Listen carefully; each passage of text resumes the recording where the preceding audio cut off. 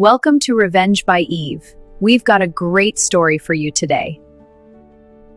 I was standing in the doorway of my childhood bedroom watching my family divide my grandmother's estate, the woman who raised me, while they told me I'd get nothing because I wasn't really part of the family anymore. Before this story goes any further, tell me, would you have walked away or done what I did? And as you listen, comment where you're listening from. I read everyone. My name is Eve Harper, and for 28 years, I believed family meant unconditional love. I grew up in a small town in northern Michigan, in a house that sat on 3 acres of pine trees and wildflowers. My grandmother, Dorothy, owned that property, a beautiful farmhouse she'd inherited from her parents. She was the center of our family universe, the matriarch who held everything together with her quiet strength and endless patience. My mother, Susan, was Dorothy's only child. My father, Mark, worked construction and was gone for weeks at a time on various job sites. I had 2 younger brothers, Ryan and Jason, who were born when I was 6 and 8. From the moment they arrived, I became the built-in babysitter, the responsible one, the daughter who could be counted on. Dorothy lived in the main house, and we lived in a smaller cottage on the same property that my grandfather had built before he passed.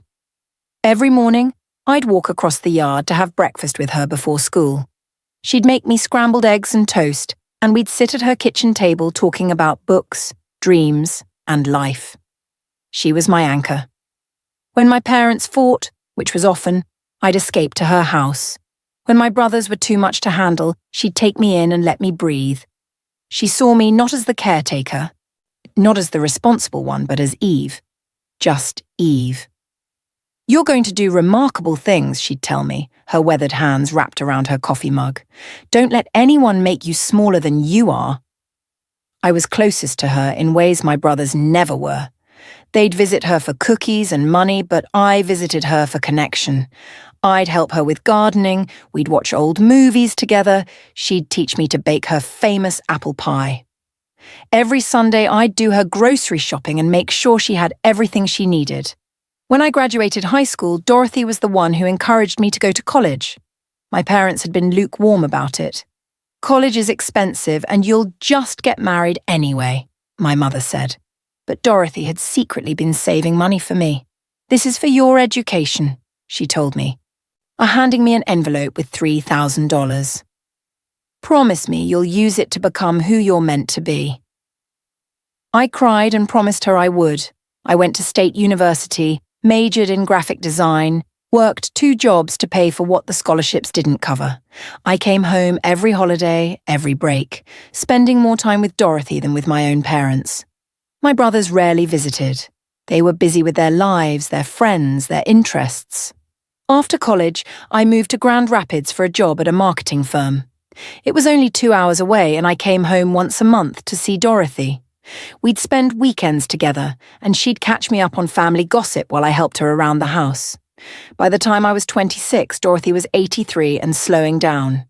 Her health wasn't terrible, but she was tired more often and needed help with things she used to do herself. I started coming home every other weekend, sometimes more. My parents and brothers never seemed to think this was remarkable. It was just what I did, what they expected me to do. "Eve will handle it," became my mother's favorite phrase. And I did. I handled everything. The first warning sign came when Dorothy had a minor stroke. I got the call at work on a Tuesday afternoon. My mother's voice was tight with stress. "Dorothy's in the hospital. You need to come home." I left work immediately, made the 2-hour drive in 1 hour and 40 minutes. When I arrived at the hospital, I found my mother in the waiting room, but my father and brothers weren't there. "Where is everyone?" I asked. "Your father's working. The boys are busy. It's just us." Just us. My grandmother was in the hospital, and only 2 of the 5 family members had bothered to show up. Dorothy recovered well. It had been mild, the doctors said, but a warning sign.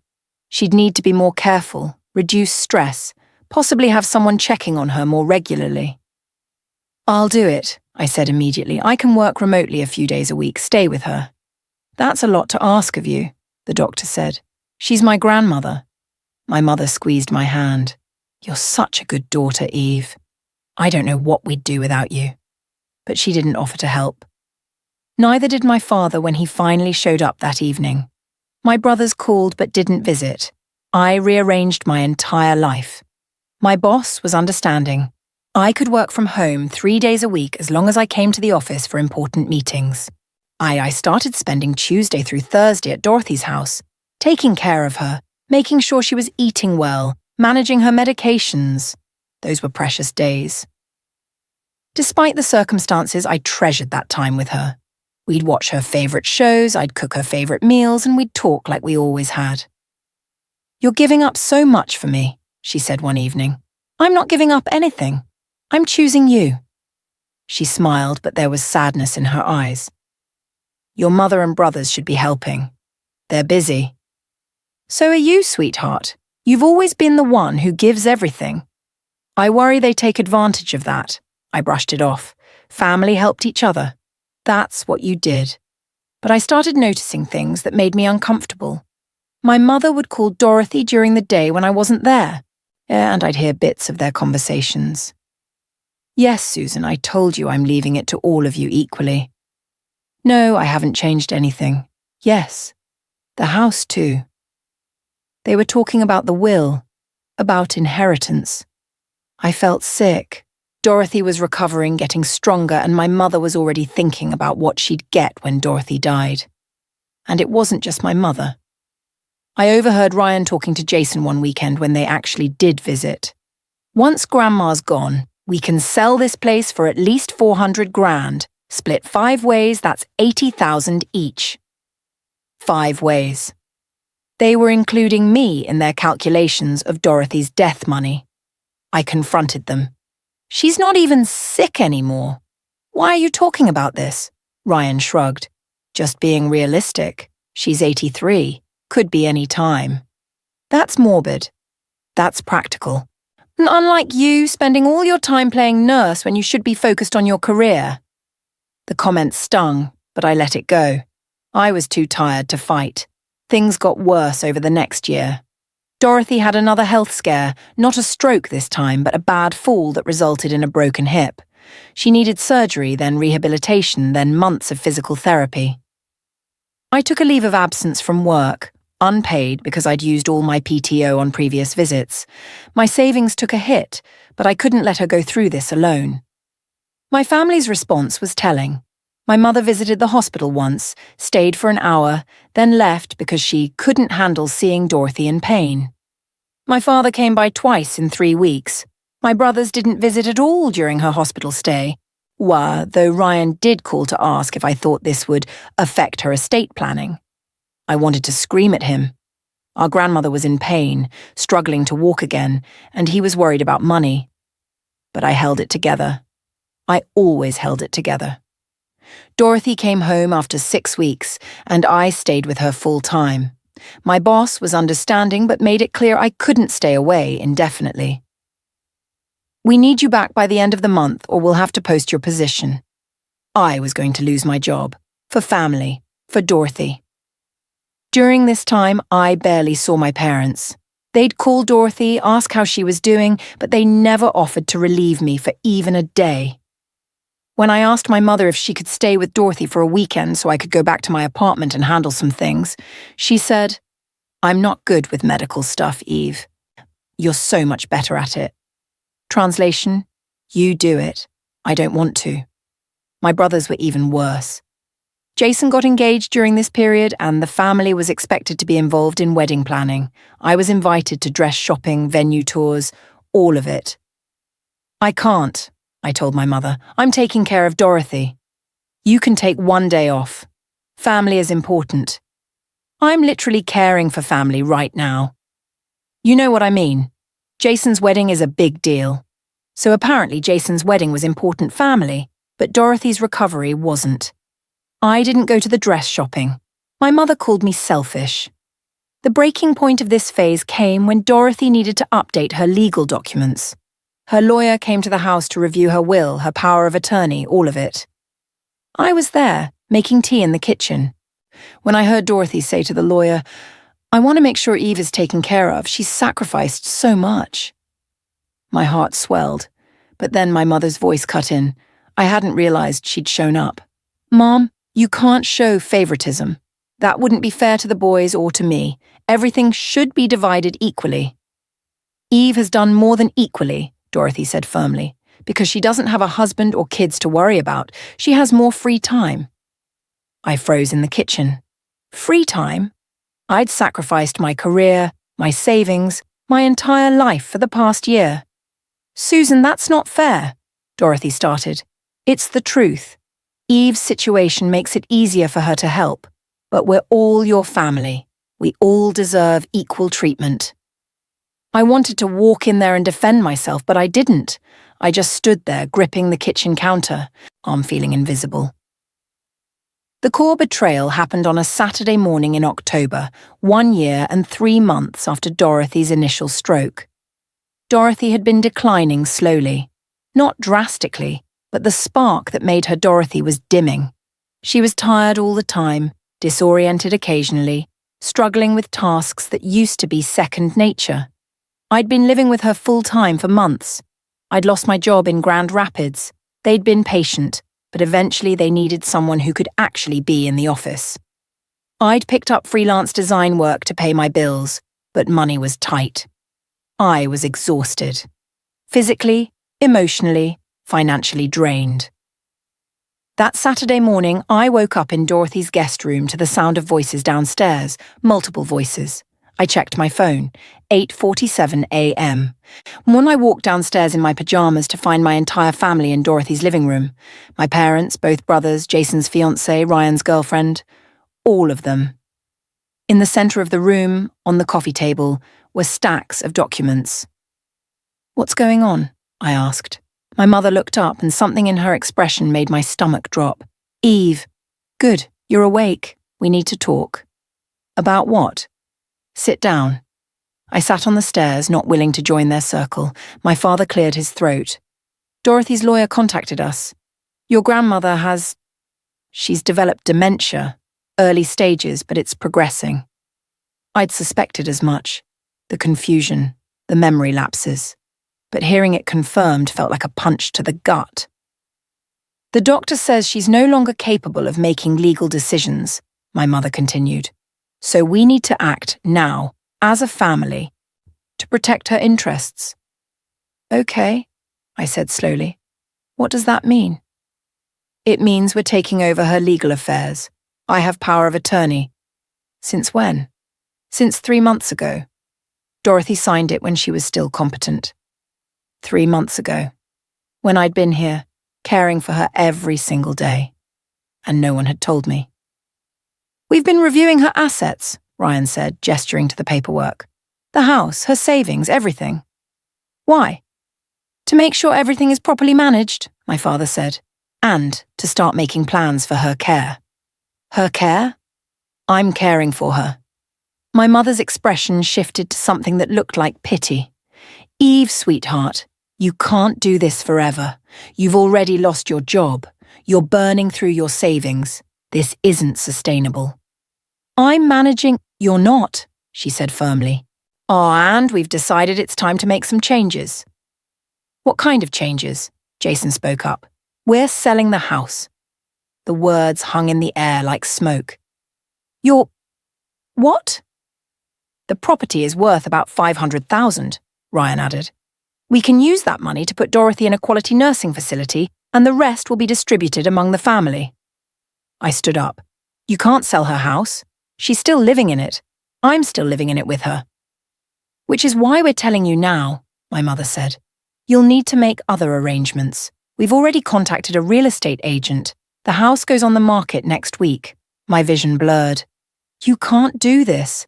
This is her home. She loves this house." "She doesn't even remember where she is half the time," Jason said coldly. "She won't know the difference." "I'll know the difference. Eve," my father's voice was sharp, "this isn't your decision to make. I've been taking care of her for over a year." "And we're grateful," my mother said in that condescending tone she used when she wanted to shut me up. "But this is a family decision and we've made it. The house sells. I looked around the room. At my brothers, who wouldn't meet my eyes. At my father, stone-faced. At my mother, resolute. What about Dorothy's will? I asked. She wanted... The will is being contested, Ryan said. My blood went cold. Contested? Grandma wasn't in her right mind when she made some recent changes, my mother explained. Her lawyer admits she was showing signs of dementia, so we're going back to the previous version of her will. The one that divides everything equally among family. I'm family. The silence that followed was deafening. My mother looked at my father looked at my brothers. You'll get your share, my mother finally said, but you're not getting special treatment just because you had more free time to play caretaker. Play caretaker? I'd given up everything, my job, my savings, my life. And she called it playing. Where's Dorothy? I asked quietly. Upstairs resting, my mother said. We didn't want to upset her with all this. I walked upstairs without another word, found Dorothy in her bedroom sitting by the window looking confused. Eve, she said. I thought I heard voices. It's just family visiting. Oh, that's nice. She smiled, but her eyes were distant. She didn't understand what was happening downstairs, and that they were dividing up her life like she was already gone. I sat with her, holding her hand while my family dismantled everything she'd built. And that's when I overheard it. My brothers talking in the hallway, thinking I couldn't hear. Do we really have to give her an equal share? Jason asked. Mom says yes to avoid legal issues, Ryan replied. But honestly, she doesn't deserve it. She's not even really part of the family anymore. What do you mean? Think about it. She never comes to family stuff. Skip my engagement party or wedding planning. She's always been kind of separate, just doing her own thing. My own thing. Like caring for their grandmother while they lived their lives. So we're giving her the bare minimum, Ryan continued. Whatever we legally have to. That's it. I sat there, and holding Dorothy's hand, listening to my brothers erase me from the family. That was the moment I stopped waiting for them to change. I didn't scream. I didn't cry. I didn't confront them. I sat with Dorothy until she fell asleep, then I walked downstairs with purpose. I need to get some things from my room, I told my family, my voice calm. They barely looked up from their paperwork. I went to the guest room I'd been living in for over a year, and I started documenting everything. I took photos of my makeshift office, the freelance work I'd been doing to survive while caring for Dorothy. I documented the medication schedules I'd maintained, the meal plans, the physical therapy exercises I'd helped her with daily. Then I went through Dorothy's desk, the one in her study that I'd been organizing for months. I found something my family didn't know about. Letters. Dozens of them. Letters Dorothy had written to me over the years. Some she'd sent, some she'd never mailed. Letters where she explicitly stated her wishes for the property, for her belongings, for her legacy. Eve is the daughter of my heart, one letter read.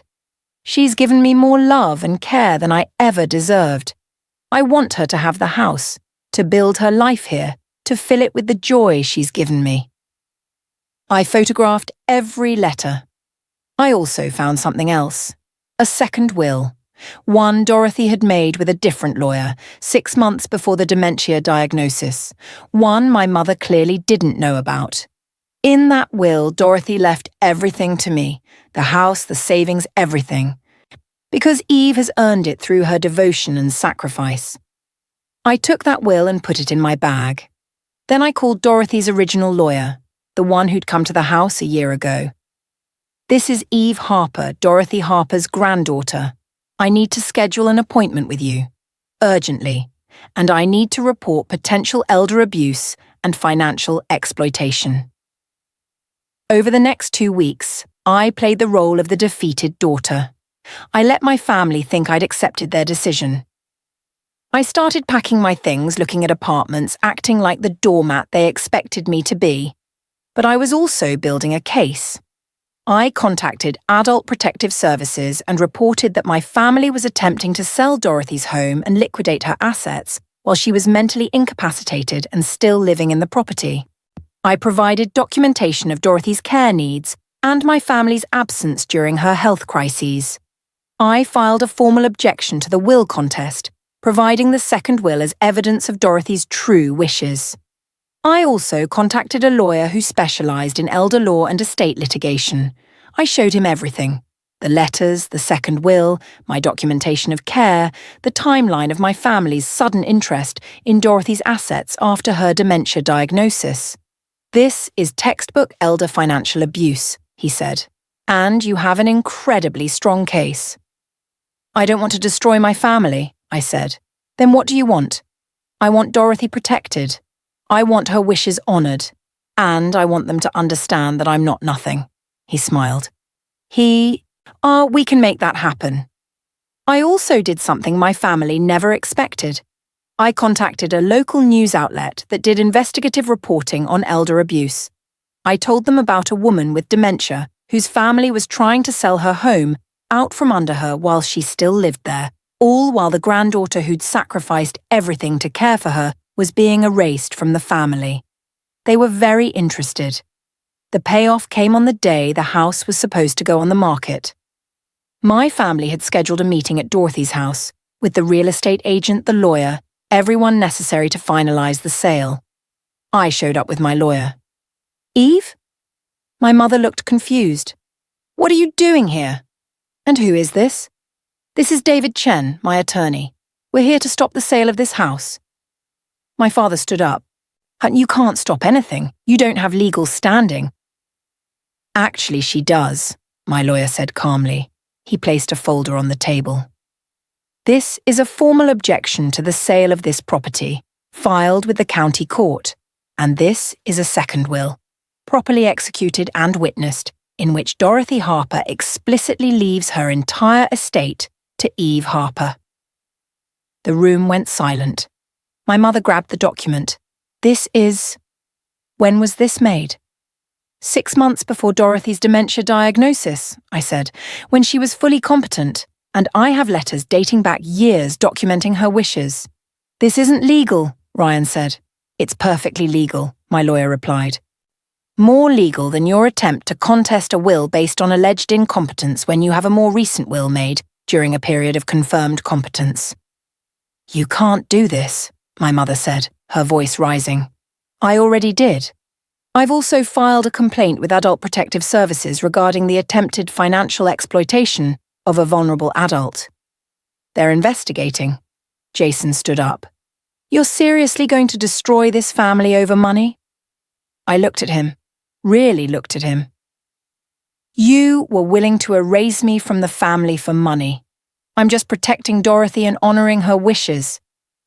She wasn't in her right mind. She was perfectly clear when she told me she wanted me to have this house, when she wrote me letters saying so, when she made a legal will saying so. I pulled out my phone.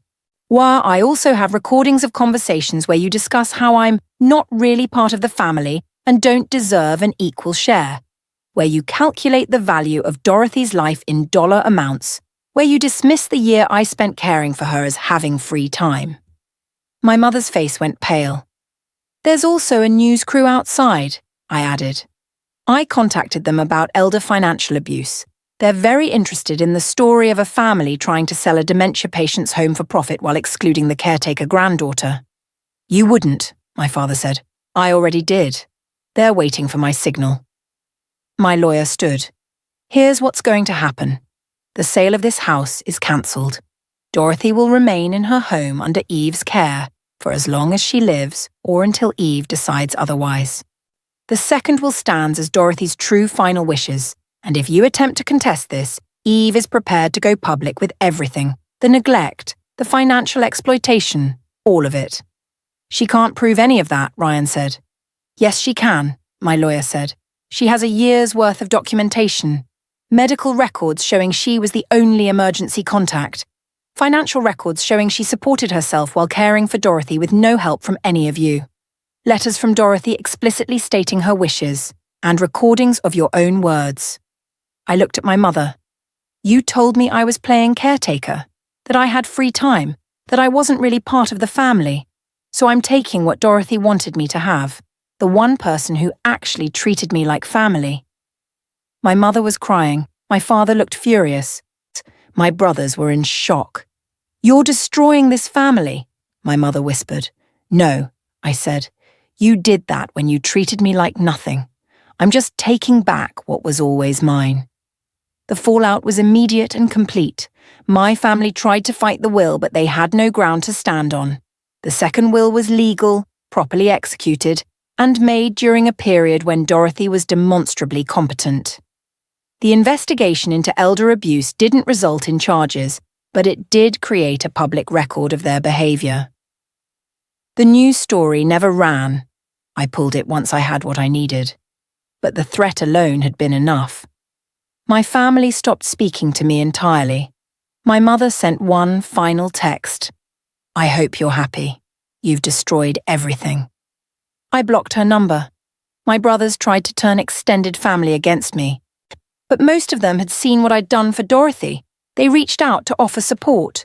Dorothy lived for another 8 months in her home, with me caring for her. She had good days and bad days, but she was comfortable, surrounded by her things, in the house she loved. When she passed peacefully in her sleep, I was holding her hand. The funeral was small. I invited family, but I didn't speak to my parents or brothers. Some cousins came, some friends. People who had actually known Dorothy, not just her bank account. After the funeral, I inherited everything. The house, her savings, her belongings, everything she'd wanted me to have. My family filed one final contest to the will. It was dismissed within a week. 3 years later, I'm 31 and living in Dorothy's house. I renovated it slowly, with money I earned from growing my freelance business into a full design agency. I work from the study where Dorothy used to write her letters. I planted new flowers in the garden where we used to work together. I bake apple pie using her recipe. I've filled the house with warmth and life just like she wanted. I haven't spoken to my parents in 3 years. My brothers reach out occasionally, usually when they need money. I delete their messages. Some people say I should forgive them. That family is important. But I learned something through all of this. Family isn't about blood. It's about who shows up, who sees you, who values you. Dorothy was my family, the only one who mattered. My parents and brothers treated me like nothing, like a convenient caretaker they could use and discard. They assumed I'd accept whatever scraps they chose to throw me. They were wrong. I took everything back, not out of spite, but because it was mine, because I'd earned it through love and sacrifice, because Dorothy wanted me to have it. They destroyed themselves with their own greed. I just refused to go down with them. If you were in my place, what would you have done differently? And don't forget to tell me, where are you listening from right now? This is Revenge by Eve, and your voice matters here. Thanks for watching Revenge by Eve. We hope you enjoyed the story. See you soon.